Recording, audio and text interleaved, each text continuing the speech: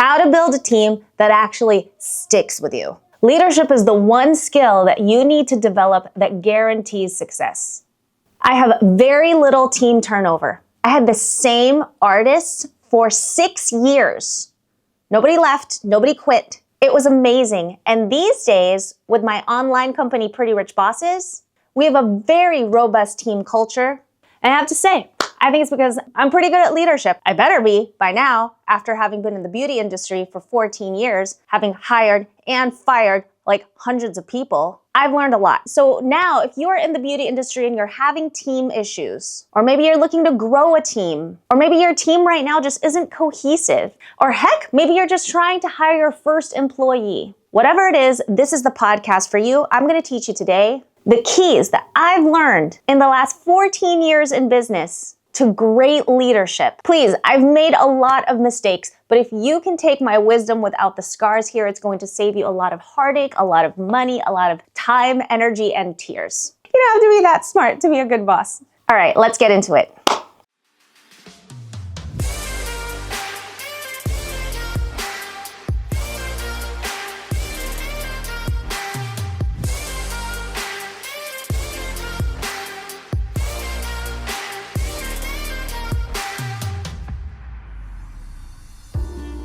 I think in the beauty industry, there is a notoriously high turnover. The reason why people are afraid to hire is because they've seen other people get burned. Or maybe they used to work for somebody else and that wasn't a great experience. And so they're like, no, solo is the way to go. But you guys know this, in order to grow, even double your income, when you run out of time and you can't service any more clients, or maybe you're so busy doing admin work that you can't work on your business, you have to hire. It just gets to a point where you can't do everything on your own and you have to hire. The ideal situation for most beauty entrepreneurs would be, and I hear this all the time, I want someone who's going to grow with me, not somebody who wants to start their own thing. I want someone who's going to really ride it out with me to the very end, to the very top rather. But that unicorn, that person might be hard to find. I have several of those, and here's a picture of them here.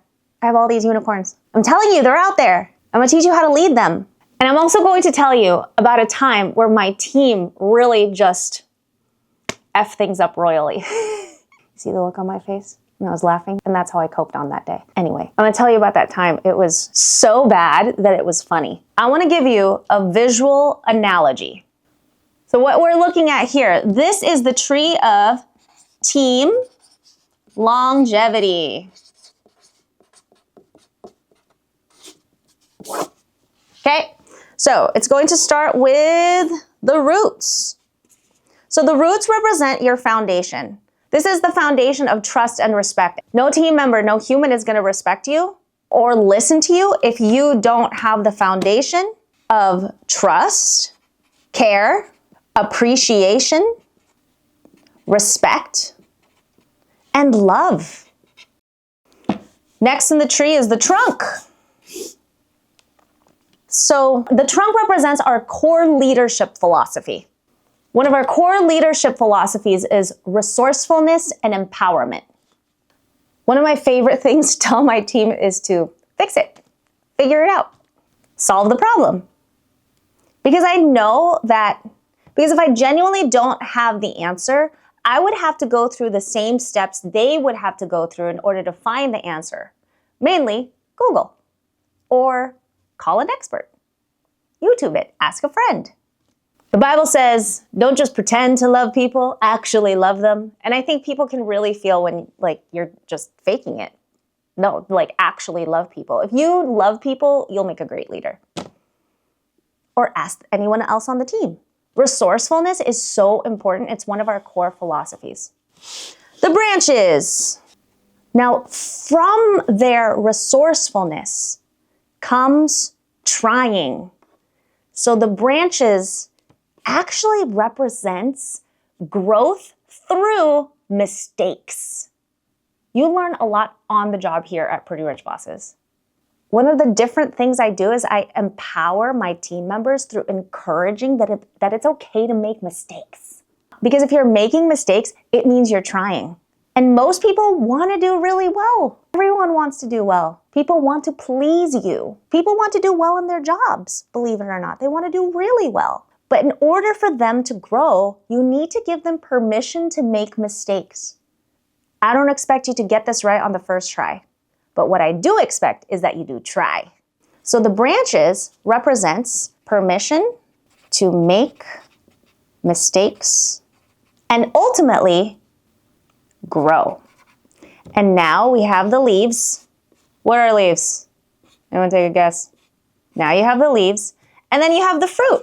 This represents results, the outcomes of the team effort, the contributions to the company and everybody. This is what we all get to enjoy. We all get to enjoy the fruit. We all get to enjoy the leaves, which is a big part of my company culture. You get paid for the results that you deliver. So this is my analogy for team longevity. Okay, now that that's over, I'm going to tell you one embarrassing story about a time where my team messed up so badly. We're laughing, we're crying, we're laughing. I don't know. I think this was sometime last year and we hosted a webinar and we were trying out a new platform. Now, I thought everything was in place. We promoted the webinar heavily. I mean, for several days, email sequences, a bunch of content, a bunch of lives, telling everybody this is going to be the greatest thing ever. So because it was a new platform, we all logged on 15 minutes before. Apparently that wasn't enough time because it wasn't working. And we were trying to get it to work, and the room was full of people in the waiting room, but we didn't do. Notice how I say we. Because all this tech stuff isn't my job, but I still say we because ultimately I'm still responsible. But we didn't do tech check enough. We didn't have a dry run. There was about 100 people that showed up to the webinar and they were all in the waiting room. And we were 30 minutes over when it was about to start. How did we handle this? I was laughing so hard. I was laughing my butt off, and so were they, because it was such a disaster that it was funny. The reason why it's funny is because maybe this is the Filipino in me. I feel like Filipinos just laugh through disaster. Like your car could get stolen and it's like, okay, it's funny. The reason why it's funny is because we all wanted to do well. I genuinely believe that my team members are also my friends, didn't want to do a bad job.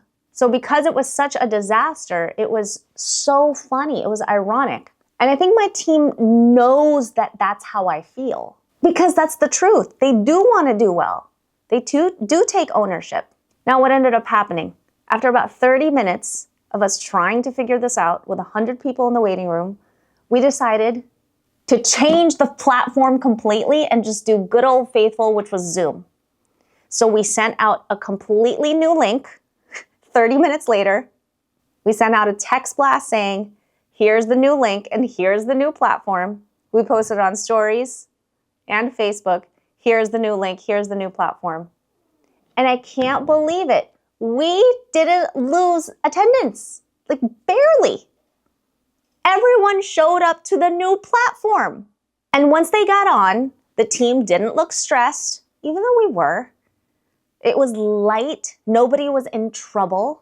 I think that's one of the attitudes that really keeps a team together.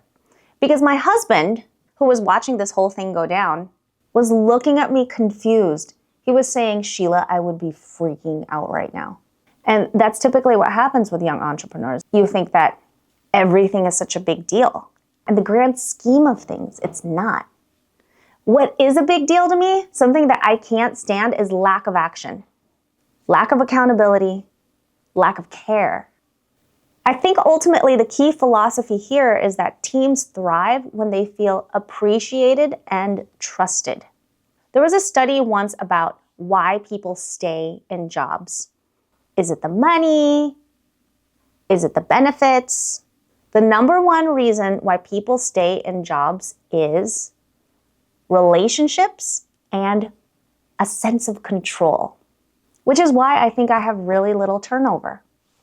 Because the truth is, I am a Christian. I'm called to love people and not just pretend to love them, truly love them. And I think my team really feels like I really love them. because I really, really do. How can you not? I mean, they're amazing. People are amazing, and I see their hearts, and I see their quirks, and their personality, and their sense of humor, and also I see the hard things that they go through in life. And I'm just not a fan anymore of trying to make sure that your team members are not your friends. Let me take you alongside what brought me to this place now of first having no boundaries to having very rigid boundaries, and then back to almost no boundaries again, but I wouldn't call it that. More of a heightened awareness. So when I first started hiring, I got burned really badly. Then I had some really, really hard boundaries. No, you're not going to be my friend. I'm not going to do that. And then I realized that this wasn't working for me. I mean, I'm spending so much time with this person on this one project that we both care about. I mean, what am I doing? Of course I'm going to form some sort of affection towards you in your life. I mean, we spend so much time together. I spend more time with my team members sometimes than I do my kids. Think about that. So of course you're going to be friends with them. And so I just realized that me trying to shield my heart from pain and build these walls was not really serving me. The thing that made the team perform well was relationship, was genuine connection. And I think that my leaders know what's a friendship conversation and what's a business conversation. They feel like they're a part of it. Because if there's too much of a boundary, I feel like people don't feel like they're a part of the bigger picture. And listen, I don't want to do this alone either. You know, we're like High School Musical. We're all in this together. Well, okay. You know, we're all in this together. When you have a team and you have one vision together and you're working to climb to that vision together, you'll go further. And this like-mindedness of having a goal together grows deep roots. So in my opinion, the leaves and the fruit, the results, is evidence of a solid foundation of trust and appreciation. If you don't genuinely have that, you'll miss out on some really talented people who genuinely care, and they'll work for people like me, hopefully. But I really think that the bottom line in how to be a good leader is to have genuine love for them.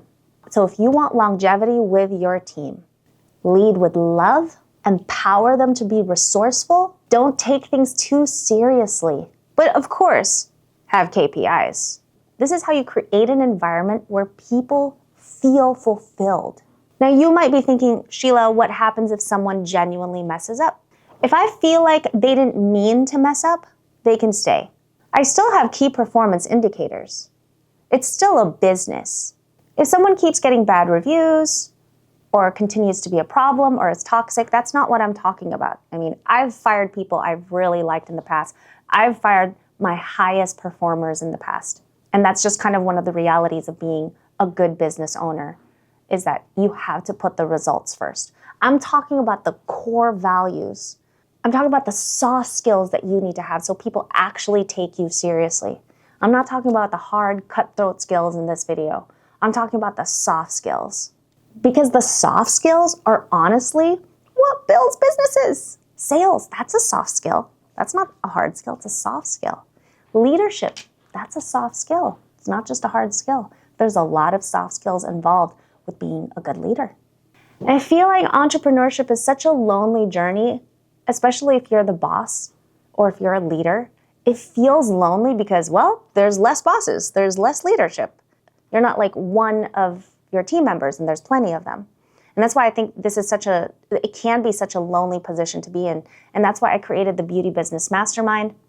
It's a place where beauty bosses can come together and be a part of a network of sisters, a circle where you can compare notes and join hands with other beauty entrepreneurs who are dealing with the same struggles as you and who are winning at the things that you're trying to win at.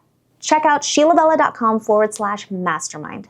But if you're like, you know what, LA, I don't know if I can go there in person, I have another free resource for you because I'm so generous. I have a Facebook community where you can get something similar but only on a virtual level.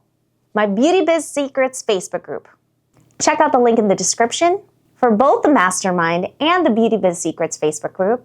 And make sure you hit that subscribe button. Now, before you go, I want you to check out this video right here.